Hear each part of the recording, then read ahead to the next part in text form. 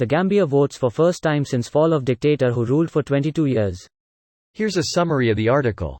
Gambians are heading to the polls on Saturday for the first time since the former president Yahya Jammeh was forced into exile after 22 years in power.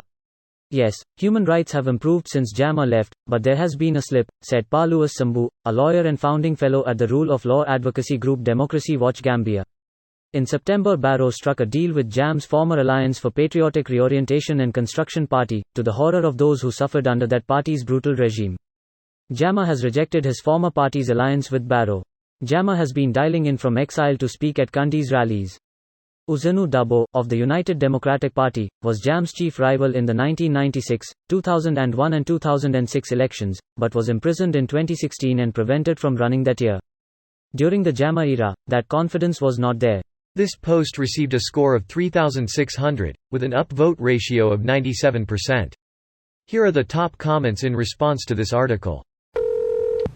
Fun fact, they voted with marbles, instead of ballot papers or a voting machine.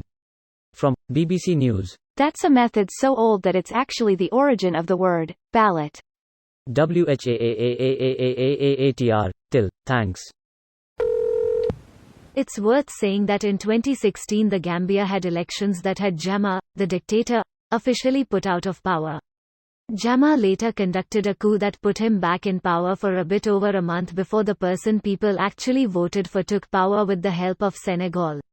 The situation is a bit more complex than this being the first vote since the fall of Jammeh, since the Gambia has had a lawfully elected leader since 2016. I thought people might like a bit more context. It's a very technically correct headline. First time since fall of dictator. Since his second fall, yes. Who ruled for 22 years, yes, but not consecutive.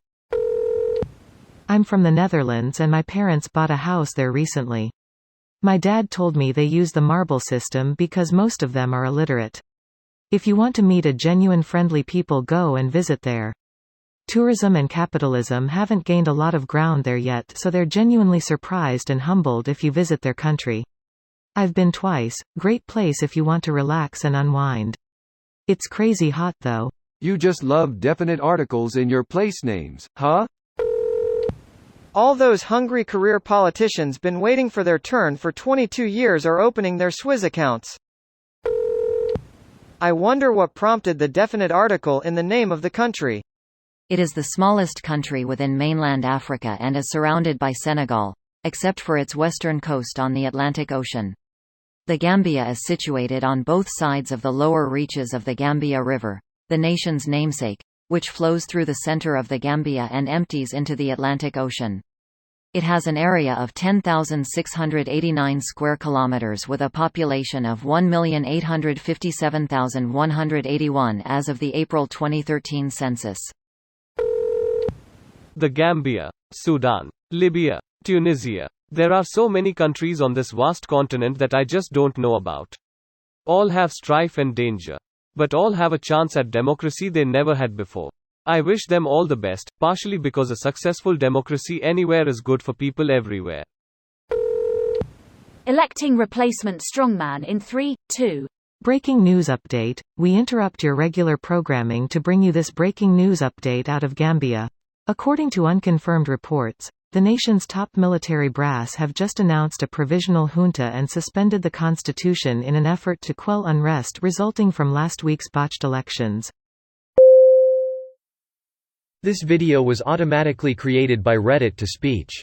The article and comments in this video were selected from Reddit according to their upvotes, and any paraphrasing was performed by smmry.com, without any human intervention.